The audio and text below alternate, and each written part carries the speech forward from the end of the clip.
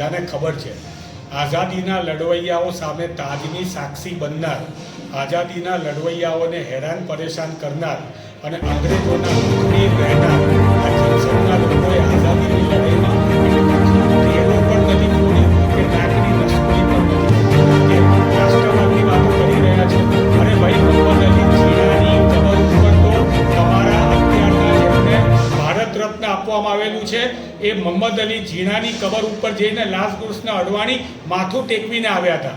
એ માથું ટેકવીને આવ્યા હતા. તમે બંગાળની અંદર મુસ્લિમ લીગ સાથે સહિયારી સરકાર બનાવી હતી અને તમારે માટે રાષ્ટ્રવાદ શબ્દ બોલવાનો તમને અધિકાર નથી. તમે રાહુલ ગાંધીની વાત કરો છો. રાહુલ ગાંધીને ભ્રમણ કરવું કે આત્મચિંતન કરવું એની વાતો કરવા કરતાં તમે દેશની ચિંતા કરો. માનનીય નરેન્દ્ર મોદીજીએ દેશને 2014માં ગેરંટી આપી હતી. એ ગેરંટીની ચિંતા કરો. 2 કરોડ દર વર્ષે નોકરી આપવાની વાત હતી. એ બેરોજગારોની ચિંતા કરો. ખેડૂતોની ચિંતા કરો કે જેને 2023ની અંદર એમએસપી ડબલ કરી આપવાની વાત હતી. પેટ્રોલ ડીઝલના ભાવ 35 કરવાની વાત હતી. લોકોના ઘરમાં 15 લાખ દરેક વ્યક્તિને મારું નાણું પાછી આવવાની વાત હતી. એની તમારે ચિંતા કરવાની જરૂર છે.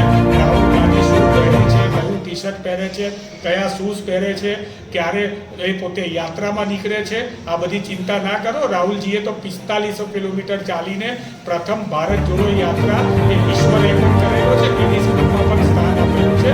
રાહુલજી છે નાનામાં નાના લોકો અને નાનામાં નાના વ્યક્તિઓને મળી રહ્યા છે. તમારે એમની ચિંતા કરવાની જરૂર નથી. આત્મચિંતન તમારે કરવાની જરૂર છે.